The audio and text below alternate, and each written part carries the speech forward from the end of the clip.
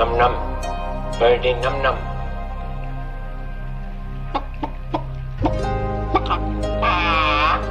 And when I have understanding of computers, I shall be the supreme being.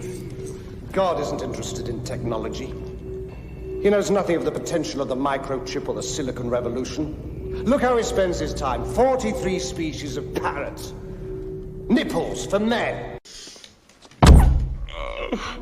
Don't do that, Jesus Christ! You're gonna get me killed! Out of here! Oh, Billy. I have nipples, Greg. Could you milk me? Welcome, everybody, to Aeon Byte, and welcome to AB Live. My name is Miguel Connor, and I am your pompatus of Gnosis. And we still live in a world where men have nipples and other confounding questions, but that's what we do here, is try to understand the realm of the demiurge and try to untangle his riddles in this labyrinth. As Philip K. Dick said, the labyrinth is always shifting. Glad to see everybody here on this Friday in getting close to these dog days of summer. I know the heat has finally come in full force to northern Illinois. As you can see in the background, my cats are not leaving the house today with this heat, so they'll be sleeping along with the dogs. But we have an exciting show and an individual that has been overlooked as a modern Gnostic sage, and that is Ludwig Klages. For this, we have the honor and pleasure of being joined by Paul Bishop. Paul, thank you very much for coming on the show. Well, thank you very much, Miguel, and it's an honor and a delight for me too. No, pleasure is all ours, and very excited to share about this. As some of you are seeing right now, Vance is not with us. He had a personal issue he had to take care of, so it'll just be me. If you have any questions in the chat room as people show up, please do the super chat so I can get to them, as I'll be handling this interview alone. So before we get started, Paul, tell us a little bit about yourself and what you do.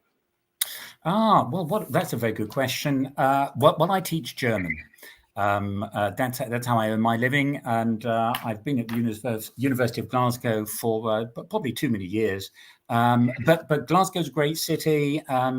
Scotland's a great country, and one of the things I've been interested in is to try and uncover some of these neglected thinkers, neglected in the academy.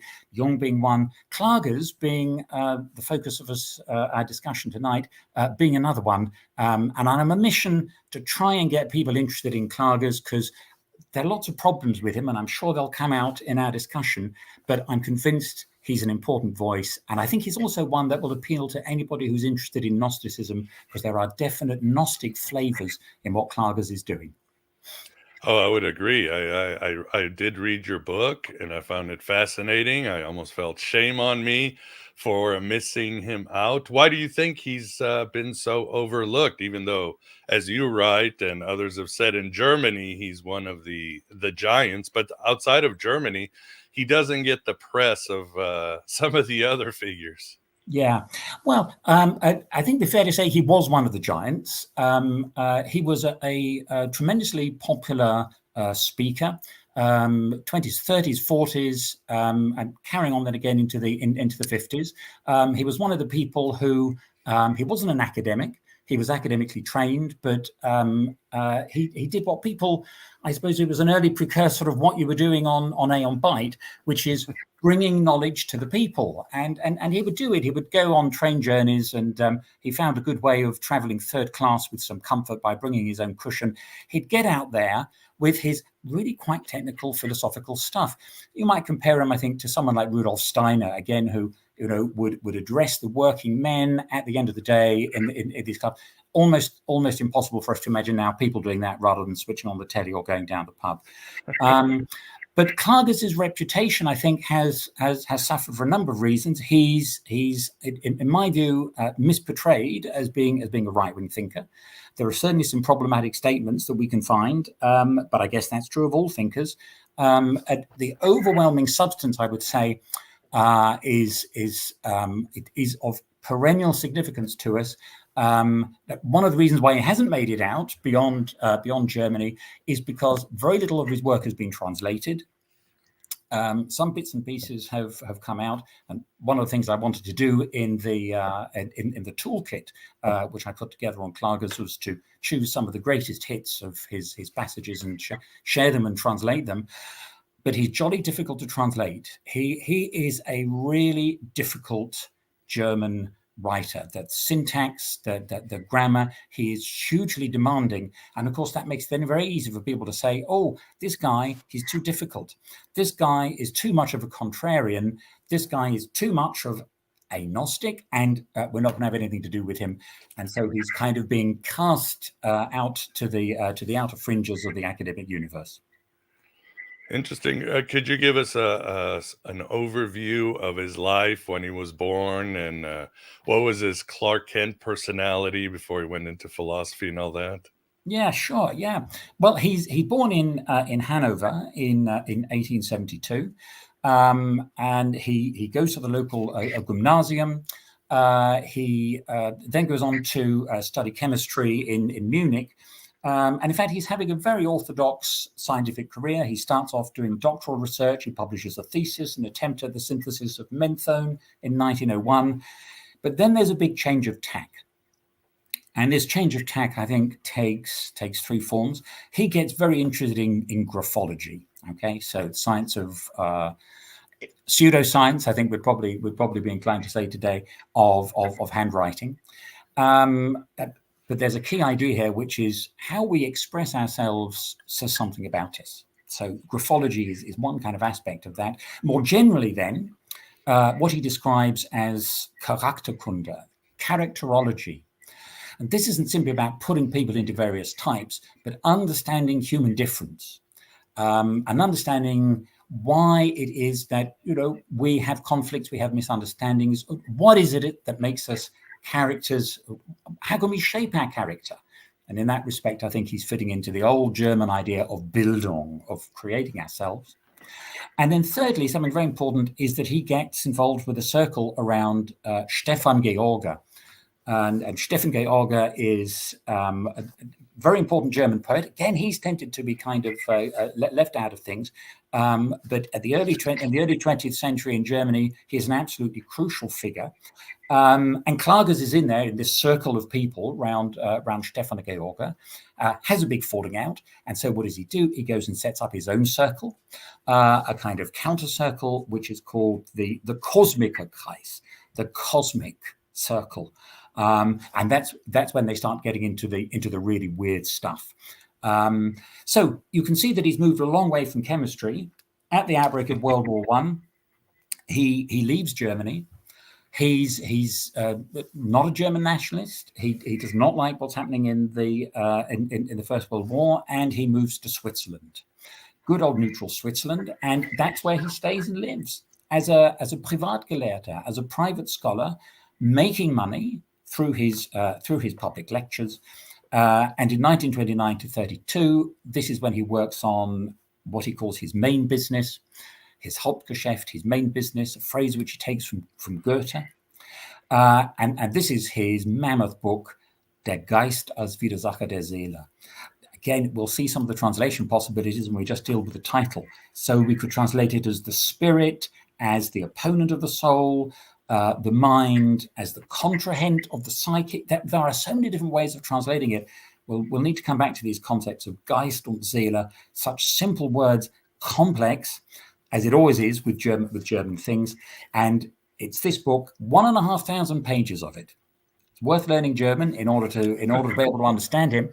And if only we had a translation of this major work. That's another of the things which I think has made it difficult for him to have a positive reception, is that he didn't make it out there into the English-speaking world. Unlike Freud, unlike Jung, unlike other German thinkers, he never made it across the pond to America. Yeah, indeed. And let's show. Oh, wait, hold on. Let's a little picture of him. Where did he go? Huh. Why is my thing not working? Let's see. Huh. For some reason, the picture was working. The archons have struck. They do that, don't they? Yeah. Well, people will just have to go check out the Wikipedia. He's a handsome fellow. Certainly back in the day when people just had style, and that black and white veneer just made everybody look really classy. So awesome. And I guess we should probably go to, or before we get to that, Paul, was he raised a Protestant Christian, or what was his background? Yeah, he was. It would have been in a Protestant Christian background, and I think two things are important about his developmental years. One is that he becomes interested in what's pre-Christian. He becomes interested in paganism, in Heidentum, and this pagan aspect of his thought. The recovery of paganism, I think, is very important for him.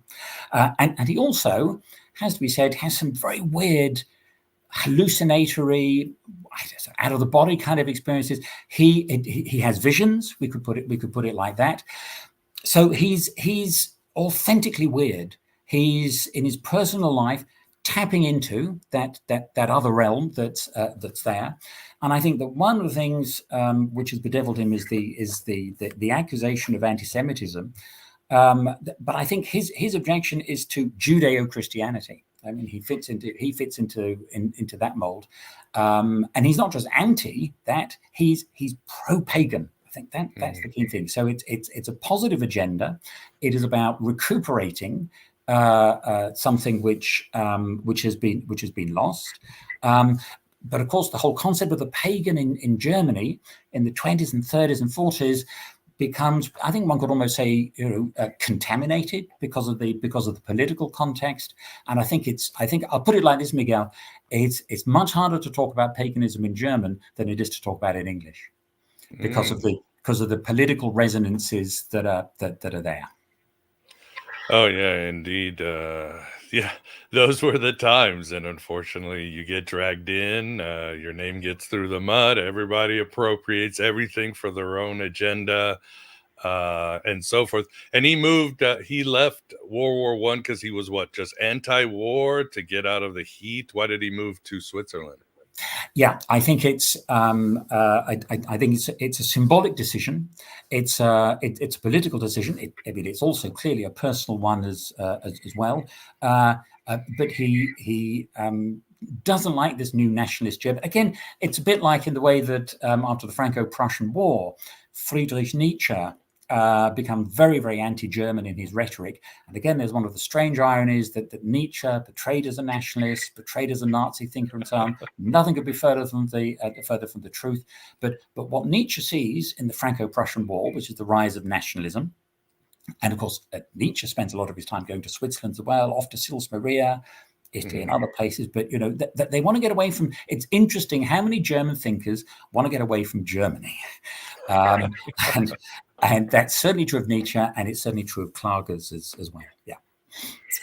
Yes, indeed. Yeah, God, even Jung sometimes gets dragged into as a fascist. You still get those silly articles there. I think a lot of this is just for the clicks, just to for the controversy, because if you can tie somebody into fascism or Nazism, you're going to get eyeballs. But it sort of robs us of so much richness and about the thinkers and what they did.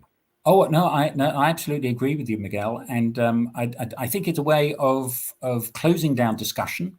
I think it's. In cancel culture, you only have to find one footnote, and all the problems then are there. And I think I'd say with Klages that it's as again with Nietzsche, one's interest in them wouldn't say that one was personally committed to every single sentence that they wrote and defending every single proposition that they make. That is what it's about. And with Nietzsche, that provocative style is part of trying to shake us out of our lethargy and to get us to think for ourselves. And another way, I think that's what Klages does as well. By being so darn difficult, he's trying to force us to get out of our everyday way of thinking, the very simple messaging that we get used to. And it's a kind of spiritual exercise to read these writers, because they're trying to shift the way that we think. Not that they want to tell us the position to go in, but they're trying to show us the methodology by which we can arrive at our own conclusions.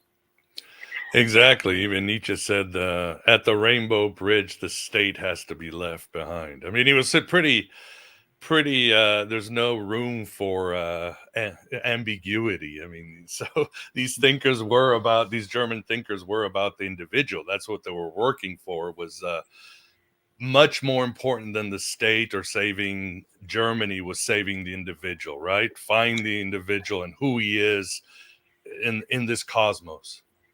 That's absolutely right, and of course that can itself then be interpreted as a political move, as an exit from the political realm, as a kind of an escape into another universe, or an escape into the personal realm, and so on. But I guess I'd suppose I'd just appeal to what everybody does.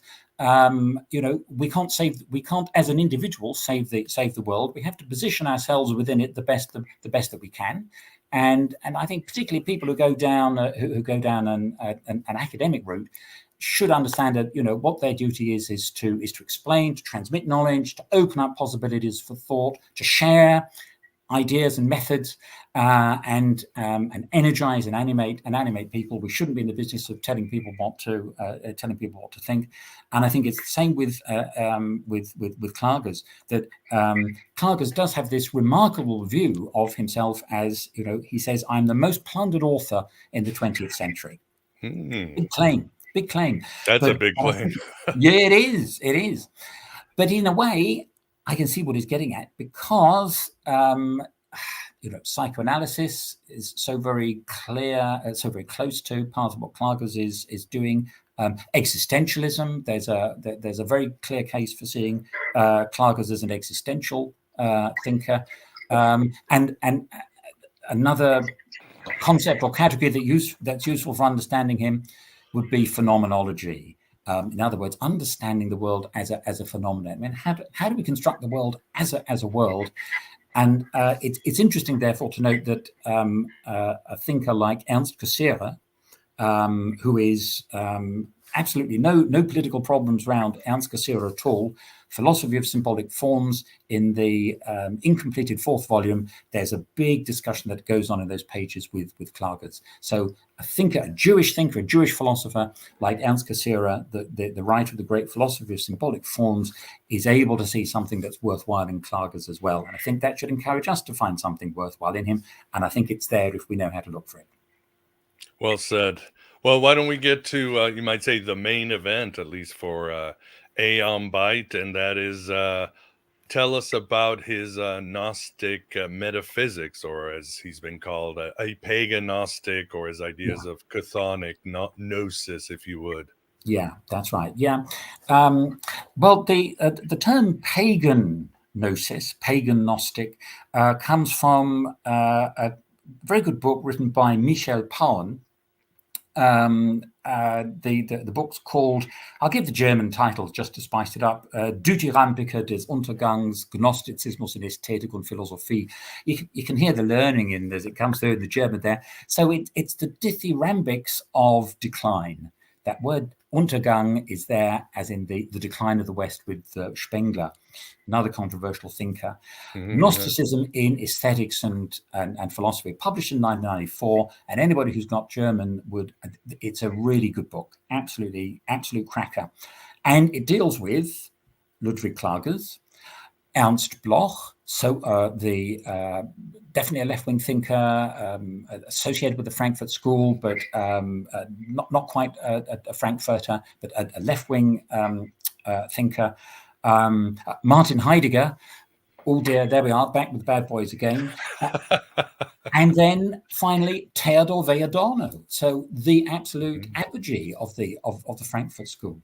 And I think just the fact that you've got a book which is constellating left and right in this way, if we want to use those terms, shows us how much more complex it is than some of the names of Klages would make. And I think the Gnosticism is related to this idea of aesthetics as giving us the path into that other world, or another way of putting it, using aesthetics to uncover what we find in the reality around us.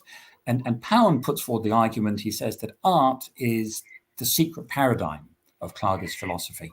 And what we're really having here is in all 1,500 pages of the spirit as the enemy of the soul is essentially an aesthetic argument, which is to say that if we understand the world as an aesthetic phenomenon, as Nietzsche said, then we're getting close to what it is, what it really is. And he describes the main maneuver that Klages makes in his philosophy being that of inversion. Okay? So he's essentially pursuing he's looking for structural affinities between the philosophy of Klages and Gnosticism. And I think that's where we find the link. It's not that he's quoting Gnostic sources. He's not like Jung in that respect. I mean, Jung's referring to Gnosticism, left, right, and center. And it's not there. We don't find that Gnosticism in that way with Klages, but we do find it in these structural affinities. And I think the most important of those would be this dualistic metaphysics that he talks about. In other words, this polarity between Geist, spirit, and life, or spirit and soul, or spirit and psyche. That is his main paradigm, and that's where the Gnostic element of it lies. Because seeing the world in these conflictual terms as an organizing principle enables him to have a philosophy of history. It enables him to have an anthropology. It enables him to have an epistemology. And the Gnostic element, I think, lies in this idea of, the world is essentially a bad place. It's all gone wrong. How can we put it right? Can we put it right? Or how do we dwell in a world where we can't put it right? And I think that's probably where I'd make the third link between Klages and Gnosticism, would be on this basic model of fall and redemption. And we find that with Marxism too. So there's also a sort of Marxist Gnosticism, I think, that you'd find with Ernst Bloch, and it's there with Klages in this polarity, as he sees it, between the spirit and the soul.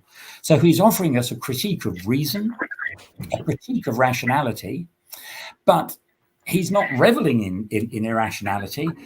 What he's inviting us to do is to go back to the biblical story, the myth of paradise, and in the most radical way to come to terms with the fact that there is no way back into paradise. Well, dear, oh dear, that's pretty Gnostic itself. Yeah. I mean, the aesthetic makes sense. I mean, there is, in fact, I was doing an intro for a show, and there's a quote I love in the Gospel of Philip that says that truth did not come into the world, it came in type of images. We must find the image and enter through the image to this truth that cannot be described. It can only be experienced. And I know artists who use it, and in the East, it's pretty normal, right?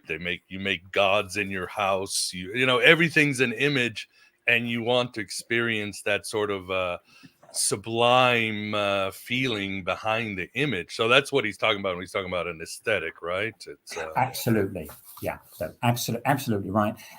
One of the key categories in Klages' thought is what he calls the Bild or the Urbild, so the primordial image. And I think here, it's not a coincidence. I mean, you've mentioned Jung. We should remember that Jung is on one side of Lake Zurich in Küsnacht. Over the other side of the water, not that very far away in Kilchberg, we've got Ludwig Klages. So the two men are, they're almost neighbors. You can imagine them meeting up when they go on Saturday mornings to shop in Migros or some other supermarket down there. But in fact, there's no sense that they really had any kind of contact at all. But Urbild is the original term that Jung used for archetype.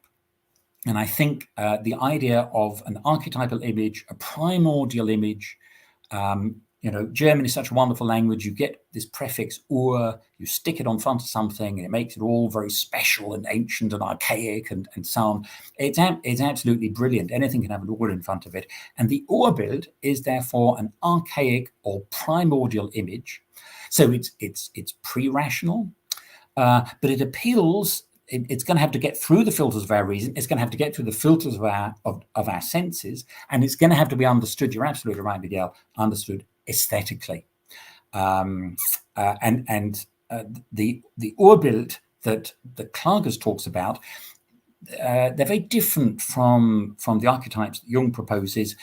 In the case of Jung, there's always a kind of happy circus-like element about them. You've got the anima and the animus, and you've got the child. That's right. You've got the old man, and the old woman, and the trickster, and there's a lot of fun going on there in that collective unconscious with Jung. A little more sober and how should we say, a little more elusive in the case of Klages. He tends to talk about things like the moon, or the tree, or the river, or water. So again, almost going back to those Ursubstanz and those primordial substances that the pre-Socratic thinkers talked about. You think about Thales saying the whole world's made of water, or is it made of Geist, or is it made of, and so on. No, makes sense. And the idea is we can't get back in paradise. What exactly does that mean? Is that Heidegger thrownness? We're just thrown here, and we sort of have to make the best of it, or what is exactly what does he mean by we can't get back into paradise? Or is he just being like the old man? The best days are over.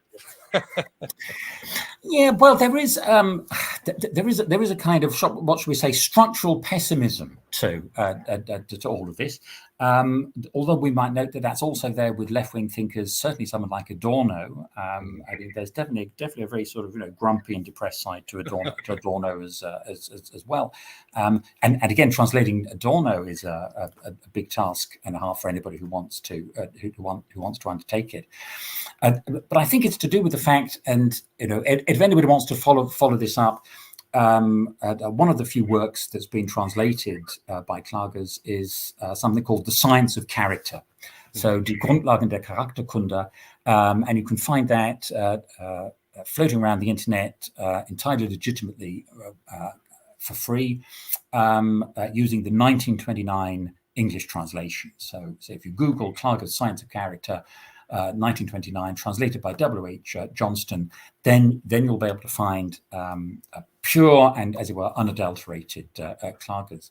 And at one point in this characterology, he turns to what he calls the Mosaic paradise myth. So in the middle of this study, this psychological tract, if you like, we have him going back to the myth, the legend of paradise. And again, it's one of the reasons why I think it's a cheap shot and inaccurate to portray him as essentially anti-Semitic, is because here he's going back precisely to the Bible and saying there is something immensely important for us to understand here. And he analyzes the curse of Yahweh that we're going to have to work. Okay, that's one of the curses, and so on, and that we're going to have to die. And he describes in a very Gnostic way this portrayal of Jehovah in the Jewish scriptures. He says as a demon, as a daemon. So he's absolutely, I think, in one with the Gnostic rereading of this as God is essentially a bad God as he's portrayed in this myth. And what happens, he says, in this whole story about eating apples and trees and so on, what is the original sin? Where does it all go wrong? He says it's to do with it's not simply eating of the tree of knowledge of good and evil. It's eating the tree of knowledge. It's to do with what he calls the entrance of Geist, of spirit, into our cosmos, where it persists as, again, in a very, very Gnostic way, as a kind of negative influence. And this Geist, this spirit, is what Klages provocatively identifies as the ego. So you've heard the phrase, the ego is the enemy. This is exactly the argument that Klages is putting forward. And what's the problem with the ego? Okay, das Ich. And again, there's all sorts of resonances and points of competition between Freud talking about the ego and the id, and Klages talking about das Es and das Ich. But what is the problem with the ego? Well, I mean, everyday experience, I think, suffices for us to see what the problem with the ego is, because why is it a problem, particularly in other people? But to be serious about it, he says the ego is rational, is calculating. It is the embodiment, the instantiation of spirit, of Geist, of intellect, but with negative connotations. Negative connotations because it is rationalistic, it is calculating, it is objectifying, and in this sense, Klages would say, it is inimical to life. It is life destroying. It's destroying the soul. So we have this view of human beings, and I think this to me is full of Gnostic resonance. Of some evil principle has entered into the world, has entered into us, and is actively frustrating our more blessed existence, if you like. Makes sense. And what is Klages' solution? Is it, again, like Nietzsche or even the Gnostics, enter through the image, create an aesthetic? There's another quote by Jung. I say it's come recently a lot into my head, where he says, as far as we can discern, the whole purpose of existence is to kindle a light of meaning in the darkness of mere being. In other words, we are fallen. Maybe there's nothing in the universe, but the good news is, as humans, as the Hermeticists used to say, in our little special place, we can bring meaning to the universe. We can bring holiness. We can bring beauty. We can do things that the gods can't do, even if they don't exist, it doesn't matter. We can bring so much to this universe. Is that the solution, or what's the solution to us being trapped down here with the demiurgic ego? Yeah, that's a very good question, Miguel, and that's a real challenge, I think, for Klages. I think I put it like this: he's a philosopher of pessimism, but I don't think he's a philosopher of despair. So what are these little chinks that we're going to find where there might be the possibility of at least a little flicker, a glimmer of light? And I think there are a couple of them. One is, again, going back to this idea of the image, of the build, is that Klages has this slogan, and for all that he's very difficult and technical, he is able to come up with a few unique selling points and invent some buzzwords. And one of the big slogans that he has is what he calls the Wirklichkeit der Bilder. And here we're up to we've got the trick of the old German language again, because Wirklichkeit, very hard to translate. It means on the one hand reality. Okay, is that really so? It means reality, but it also has the sense of wirken, to have an effect. So you might translate it as the effectiveness. You might even translate it as the work of the images. So we have the idea of the images being that's what really matters. Okay, so that's where the whole social criticism and the whole criticism of psychoanalysis comes in as well, is because we have to appreciate the reality of the images, the Wirklichkeit der Bilder, which we're going to intuit in, some would say aesthetic, some would say mystical, maybe it's a kind of amalgam of both.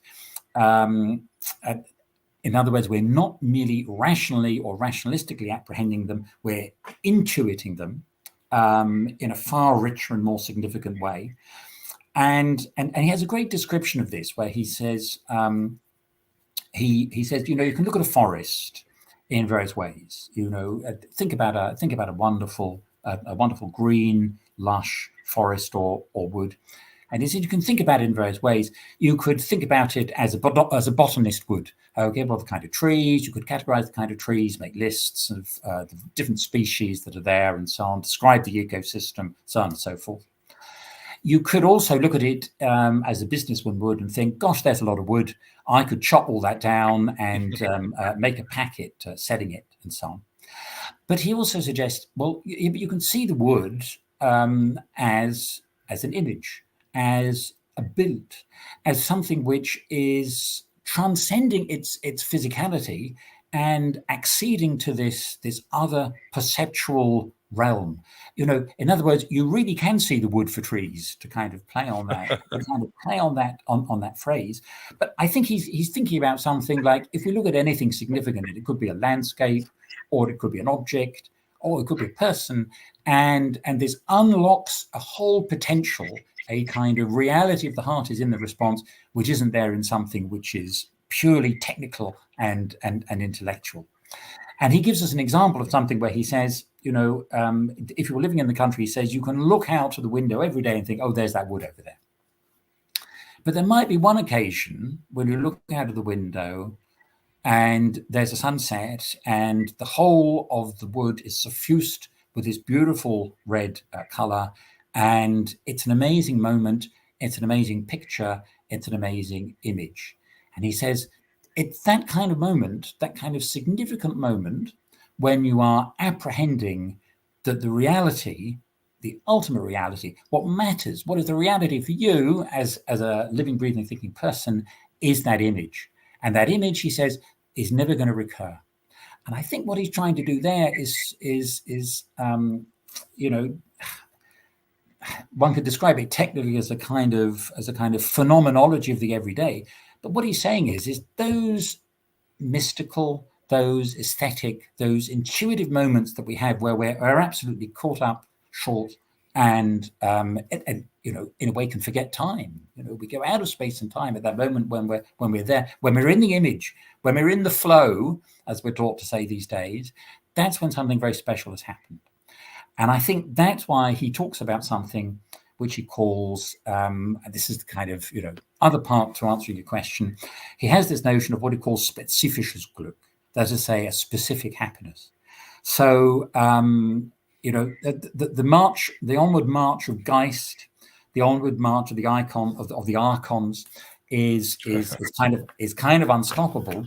But that's not to say that there aren't those moments when we can have what he describes as a specific happiness, and it can either be this kind of intuitive moment that I've been describing, or he says it can be taking satisfaction in something that we do. So in something that we write, something that we create, in something that we make. I suppose you might say the satisfaction you make from making a weekly podcast. You say, I've done my best to do this, and my satisfaction, my happiness lies in that. Oh, well said. And yeah, great advice. Be in the moment. Awesome. We've got, again, for those of you who are joining, Paul Bishop discussing the Gnosis of Ludwig Klages. And yes, some housekeeping real quick. Yeah, please support this show. Support this Gnostic revolution. Great stuff coming next week. We've got a show on the culture of victimhood, which is, speaking of cancel culture, next week. Gordon White is going to join us to discuss the very Gnostic TV show Legion and other Gnostic television. And then a show on how to restore Freemasonry from the rut it is with the great scholar Nicholas Laus, who's probably like here baking in Greece. So a lot of great content coming next month in August, the dog days of summer. So please, again, support any way you can. You can leave a tip even here on YouTube or tip via Stripe. And there are many ways to support this show. So let's get back to the main event. Paul, you also talk about Klages' idea of, oh my God, I don't think I can pronounce it. I'll let you do that. Becoming stereotype. Speaking of modern problems. Yeah, In cancel culture. yeah, no, absolutely, no, that's absolutely right. And Klages has been cancelled. And I suppose what I'm trying to do, and what I was trying to do in the toolkit book was to sort of resist that and roll that and roll that back a bit. And of course, one of the things is the fact is, once a thinker's out of the system, it's very difficult to get them back in. As an academic, you've got to go around, looking for funding for research and so on. And, the argument is always, well, nobody else is working on Klages, so we're not going to fund it. You say, yeah, but that, because you don't give funding on it, that's why nobody's doing work on Klages. So there's a kind of circularity there. Just because one wants to get Klages in doesn't mean that you want to get anybody else out. And I think that there are lots of very interesting ways one can see Klages as a kind of anticipator of postmodernism. One can see him, there's even, because of his interest in the theory of matriarchy that Bach often propounded, there's certainly room to see a feminist approach to Klages as well. I think the Gnostic one is particularly productive, because after all, there was this great rediscovery of Gnosis and Gnosticism in Germany at the beginning of the century. People like Kurt Rudolph, Hans Leisegang, Hans Jonas, Hans Jonas, absolutely. Yeah, no, absolutely. So all of these guys were really jiving to Gnostic ideas. Why should that take place? Well, because it's an interesting interpretive paradigm and fits a lot of what's going on. So to go back to your question, remind me of what we were talking about. Stereotyping. His idea of stereotyping. Stereotyping, yeah. The German word that he uses is Schablonisierung. Okay. Schablonisierung, and I suppose one might say it's a bit like becoming a mask. It's becoming standardized. It's becoming mask-like, and he has this rather tender moment at the end of the Science of Character, when he says there's this kind of apocalyptic scenario where he says that life itself is going to become the victim of complete exhaustion. Before it finally succumbs, it may experience a period which might last a long time of this Schablonisierung, this standardization. It's impossible not to see that civilized humankind and humankind in general is rapidly approaching that end. And I think that what he's doing there is reacting in a very early way to the prescriptiveness of society. I think he's absolutely in line with what the Frankfurt School boys say about the commodification of culture, the way that we are trained through culture to behave in certain ways, which enable the big corporations to make money out of us, and so on.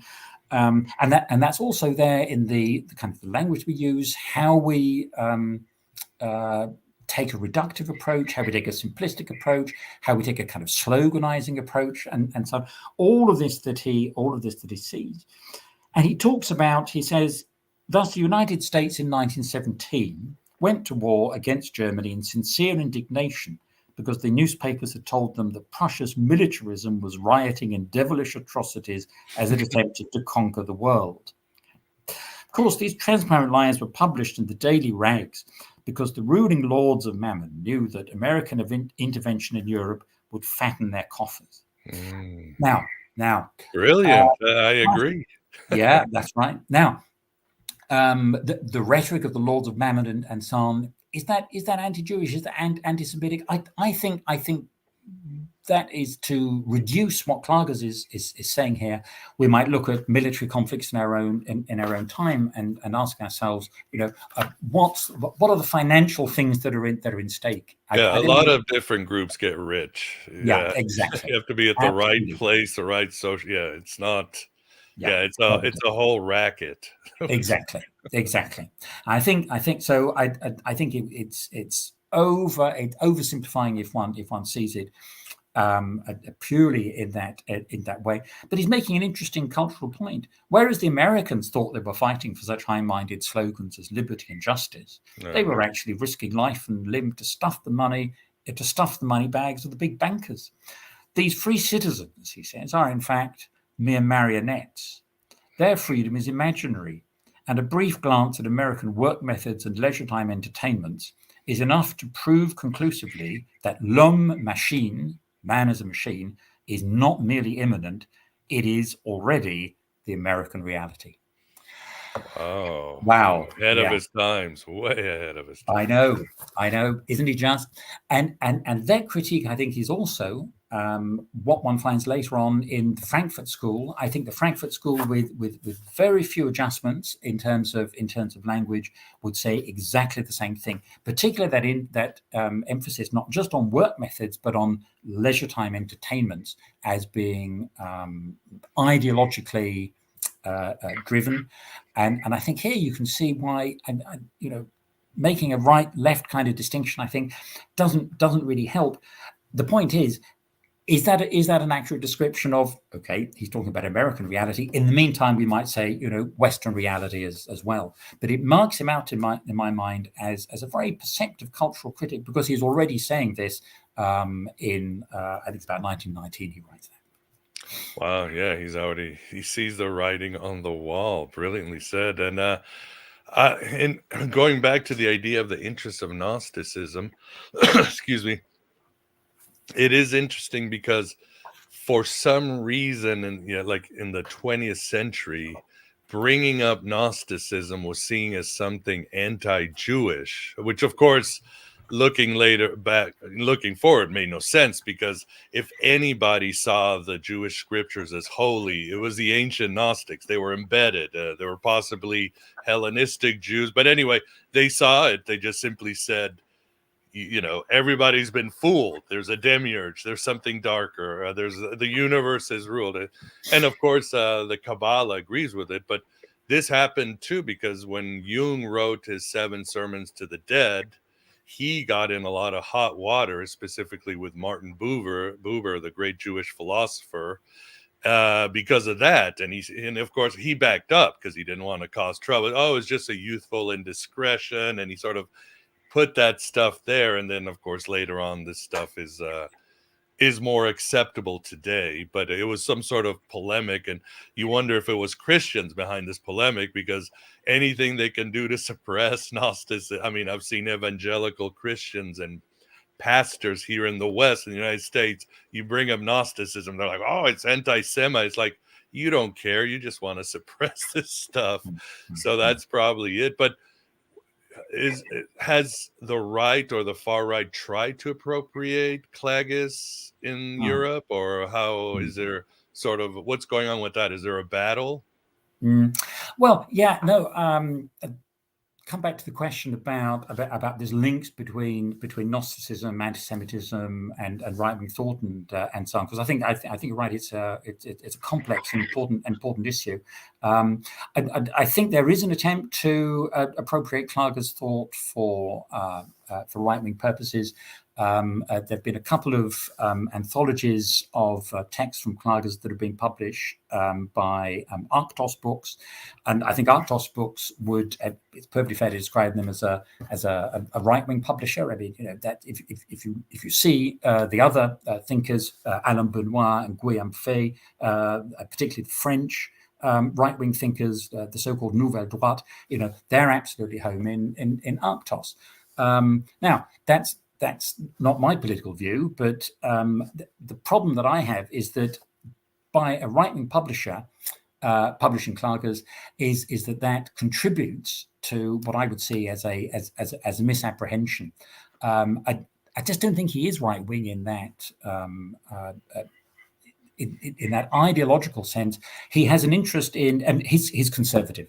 I think he's a conservative thinker. But then so many of the right-wing thinkers and the left-wing thinkers in the Frankfurt School are equally conservative. I mean, Adorno, you're not going to get Adorno to listen to anything other than after late Beethoven. Okay, he's not going to do it. Stravinsky, no, he says.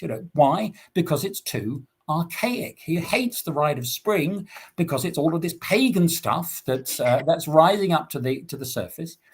And of course, now Adorno and the Frankfurt School make this link between the pagan and the right wing. But I think that is simply too simplistic in the case of a thinker who is as complex as Ludwig Klages. I mean, just go and read The Science of Character, and it seems to me you'll see his starting point. It's an immensely ambitious work because he's essentially trying to produce a kind of alternative to psychoanalysis. He's wanting to produce an alternative psychology. He's wanting to produce a psychology without the unconscious. I think this is really interesting because Jung never really made it into the academy. I mean, some of us keep on trying to shoehorn him in there, but he doesn't sit easily for various reasons we don't have to go into here. I would say it's a big missed opportunity because I think Jung has an awful lot to offer to the arts and humanities, and the arts and humanities are much poorer for not making use of Jung's work. Freud, of course, has a difficult time at the moment with the whole gender debates. Penis envy is not exactly going to be flavor of the month, and Freud, I think, has a view of gender which is really going to be very difficult to modify for the gender debates that are going on at the moment. But Klages, I think, is by offering us a psychology which is not in hoc to either the collective or the individual unconscious, is producing something really innovative and interesting, and that's been underrated. So again, look at The Science of Character and look at the way that he talks about, he tries to produce a non-psychoanalytic psychology. And I just don't simply see that reducing it to a particular political position makes sense. But I think your point is that there is a connection, or there is a perceived connection between Gnosticism and National Socialism and so on. And I don't know if anybody's come across. There is a book by someone called Harold Strom. The book's called Gnosis and National Socialism. So we can see what's going on there, and so on. I think rather than simply identifying Gnosis as being something which is structurally anti-Semitic, as one might say, or structurally right-wing, is that he's making the point that National Socialism, the right-wing ideas, can appropriate this Gnostic stuff very, very, very, very easily. But, we mustn't put the cart before the horse. It's the right-wingers are going out and grabbing the Gnostics and making them do their dirty work for them, which they shouldn't be doing, rather than the other way around, that the Gnostics are giving rise to this to this right-wing culture. And I think it's interesting that that Strom, even though he's got this thesis, it's published in Zorkamp, it is quite a kind of critical book about Gnosticism, but that he draws attention to the rich ways in which Gnosticism was received in the 20th century. So and coming out of that, the 19th century, the Enlightenment period. So you have on the one hand the whole academic appropriation, which I think he finds in the tradition of German idealism. So again, it's all our favorites: Fichte, Schelling, Hegel are going to fit into that. The heterodox Hegel, as somebody's written about him, interesting affinities, significant affinities between German idealism and Gnostic thought. Then Marxism, yes, because there is a theory of fall and redemption. Here in Marx, it's going to be the proletariat who have the redemptive role. And we're still waiting for that. And existentialism, again, we've mentioned that. Postmodernism, I think I'd add phenomenology as well. So there was this whole academic reception of Gnostic ideas. And then there is, on the other hand, what he calls sectarian in question marks, that is to say, the non-academic ones. And he comes up with a very interesting list of names. First of them is Teilhard de Chardin. So the wow. Catholic priest philosopher.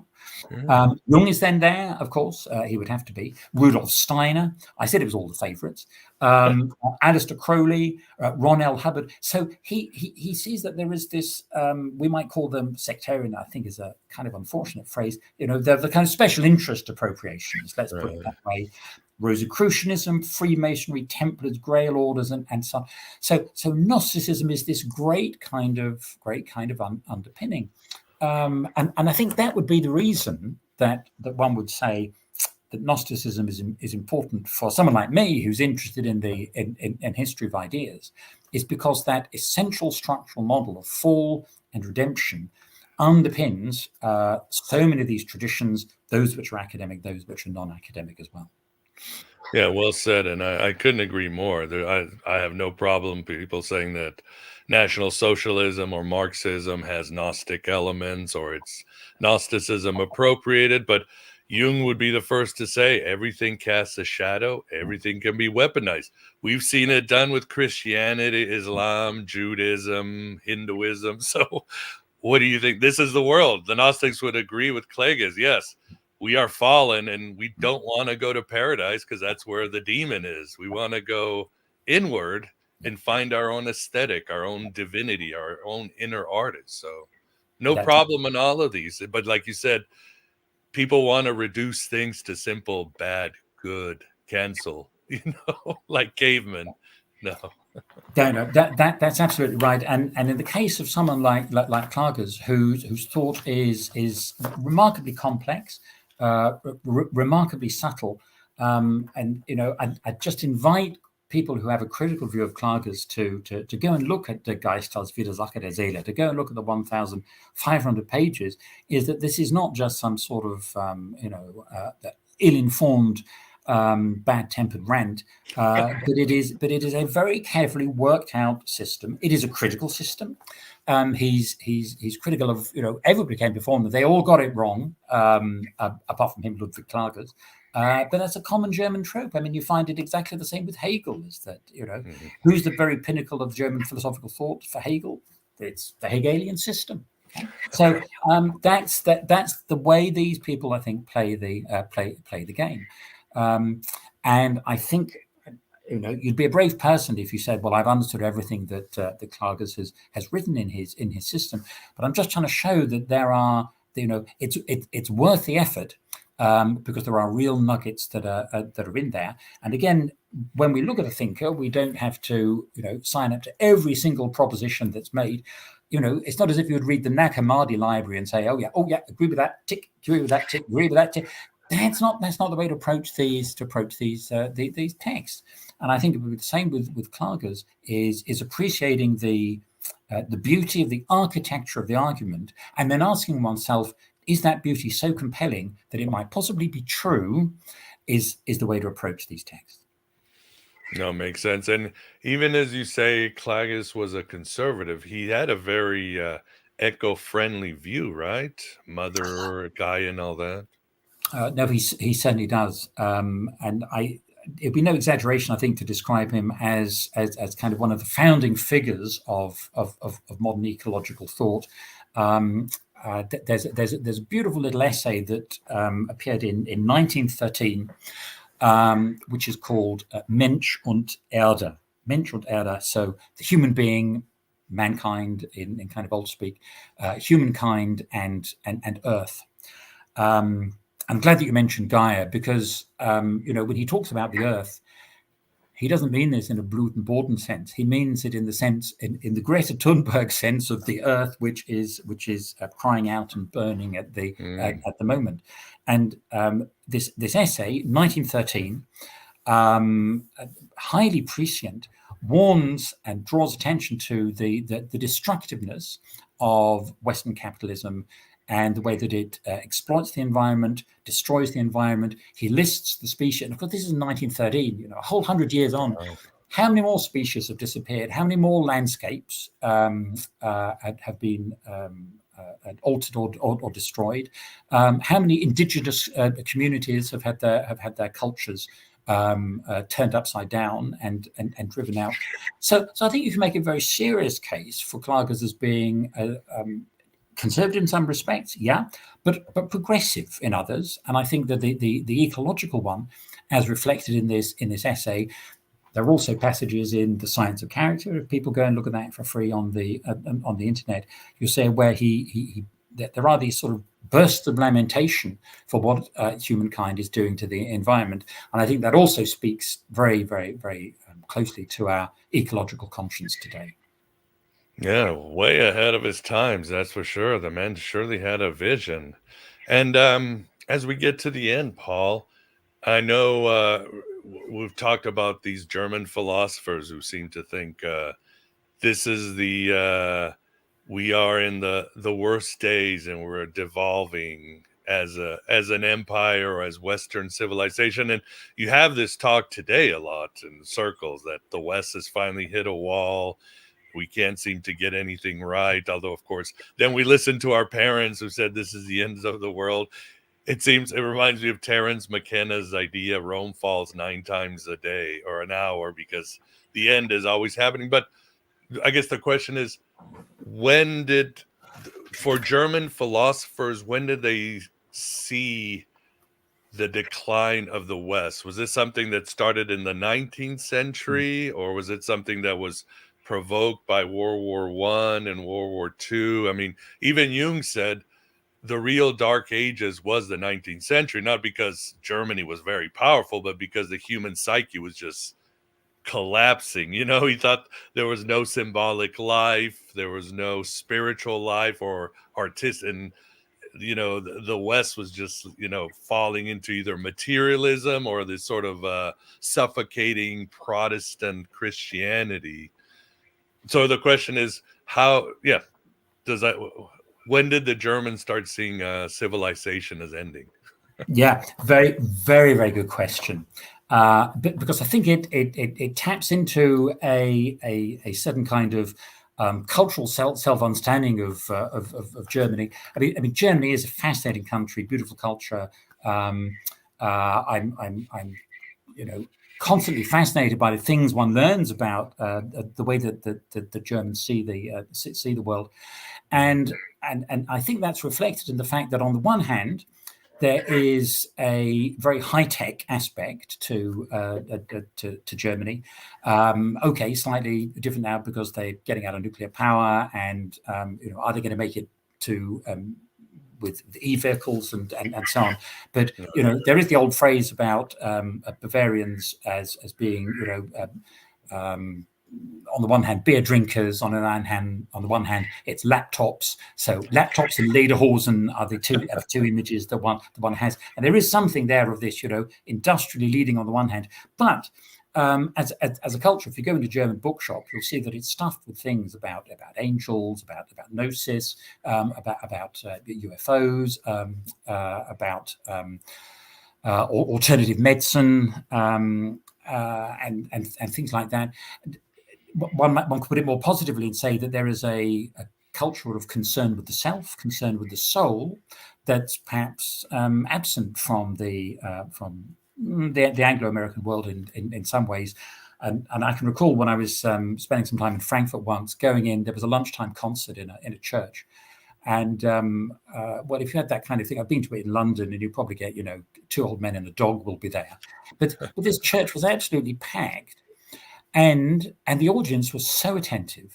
I mean, it was just extraordinary to see the degree of attention that was being, you could sense it, that was there. I thought, that's one of those experiences when you realize, okay, this country works in a different way from the one that I come from. And I think part, therefore, of this, it's all going downhill, is a reaction and a response to industrialization. And I think that's really where it kicks in. Then you can trace that back to and say, well, industrialization, this comes out of the Enlightenment, okay? At the moment, we're celebrating centenary of Adam Smith, the great economics thinker from Glasgow. And of course, Adam Smith is a good reminder of the way that, it's in the Enlightenment thought that we get capitalism, whether loathe it or love it, and that we get industrialization as the next step, which of course Smith himself would not quite have seen. because of the time when he was alive. And then of course, some people then push it back further and will say, well, it's to do with Christianity, or it's to do with, eventually it goes back to the fall from paradise and it's lost in the mists of time. It's always been a big problem, in other words. But I think it in its Spenglerian, in its Klagesian, even in its Freudian form, because one thinks about the kind of cultural pessimism that you find with Sigmund Freud. I think this is very much to do with the post-Enlightenment sense of how do we orientate ourselves in the world. Nietzsche picks up on that, and in particular, industrialization is destructive of local communities, the way that Gemeinschaft community is replaced by Gesellschaft, society, to use the sociological terms of Weber and Tönnies, and this sense of, we're becoming adrift from our roots. And that's where the danger lies, in the sense of, okay, well, are these my roots or are they your roots? Can we share roots, and so on? And that's really where the whole problem to this program emerges. Is this an inclusive sense of, we're all in this together, or is it an exclusive sense of, well, we're particularly suffering and it's other people who are the fault? And I think there's a kind of structural problem there, rather than a specific one that defines that. But as we draw to close, perhaps I could just read you a passage, and it isn't from Klages, although it's quoted. Sure. And let's see if we can just listen to and it. It's interesting that the issues we have today. It's that as scholars, a Gnostic scholar said, the fall into technology. Today it's AI, and people are wondering, what's our identity? What does it mean to be a human? So the Germans were like, what's happening, and what does it mean to be a German? What are our roots, and how will this technology just displace our consciousness, our culture? So interesting that same issues. What exactly? And of course, if that sounds, what does it mean to be German? Is that a nationalist question? It's exactly the same question that Thoreau or Emerson would say. What does it mean to be American? Okay, what does it mean to be American? And it's interesting, of course, how the transcendentalists, the name comes from transcendentalism, were interested in Kant, Fichte, Schelling, and Hegel. So it's not nationalist in that narrow sense. It's about a sharing of culture, and a collective psyche, perhaps. A collective psyche. Yeah, no, I think that's a good way of putting it. Anyway, here's little passage, and maybe this is a good way of summarizing what Klages and German culture is about. Whence arises the universal discontent of humankind, but from their inability to make the actual correspond with their ideal, from learning that happiness still evades their grasp, from finding that the wish for comes too late, and that objects fondly desired fail when attained to gladden the heart as distant hope had promised. Fate has exalted the poet above all these ills, as if he were a god. Calmly, from his eminence, he surveys the raging tumult of the passions, contemplates the fate of families and kingdoms which are tossed in fruitless agitation, marks those inexplicable enigmas of misunderstanding which a monosyllable would explain, and yet are allowed to occasion unspeakable distress and confusion. In the sad and joyous destiny of every human being, he feels an earnest sympathy. And whilst the man of the world is wasting his days in listless melancholy for some great bereavement, or is advancing in glad triumph to meet his happy fate, the susceptible and inspired soul of the poet goes forth like the all-transforming sun from darkness into light, whilst with soft melody he tunes his harp to alternate strains of joy or woe. From the inmost depths of his heart springs up the beauteous flower of wisdom, and whilst other mortals are sunk in midday dreams which torture the senses with monster delusions, he lives through the dream of life like one awake, and the most overwhelming event becomes to him a portion of the past and the future. And thus the poet is at once a teacher, a prophet, and the friend of gods and men. Beautiful. Yeah, beautiful said. Yeah, the poets are our modern day shamans. They Absolutely. take us down into the unconscious, to the spirit world, and give medicine to the tribe. Spiritual, Absolutely. mental medicine. And that is a quotation from Goethe. Oh, beautiful, beautiful. Wow, that's amazing. Well, this is a lot of good gnosis, and Really appreciate everything. So if somebody wants to get more acquainted with good old Ludwig Klages, where do they go, Paul? Your book? Where else? Well, I'd like to think that my book is the best thing that's been written as an introduction, because it's the only introduction that's been written in English. In English. So Ludwig Klages and the Philosophy of Life, a Vitalist Toolkit is my attempt to help people up the Klagesian ladder. It's an attempt to bring out some of the themes that we've been talking about today, and I'm pleased to have had the opportunity to do so. There is also a translation of a beautiful text by Klages of Cosmogonic Eros, which is published by Theon. And you can also find for free The Science of Character on the internet as well.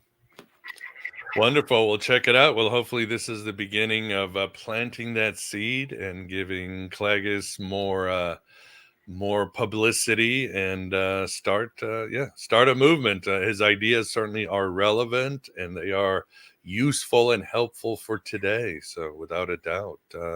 Well, Paul, thank you very much for coming on Aeon Byte, and truly enjoyed our discussion. My pleasure, Miguel. It's been wonderful to talk to you. I think we've watered the seed of Klagesian thought just a little bit, so it's been a pleasure to do so. Pleasure is all ours. And yeah, for those listening, thank you for being here. Audio version will be out. Of course, this will be on YouTube and Rockfin and other places right after this.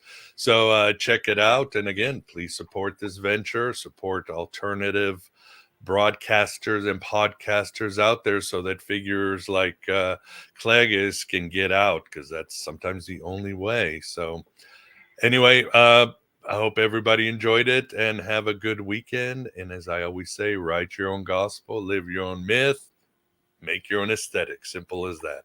Thank you, everybody.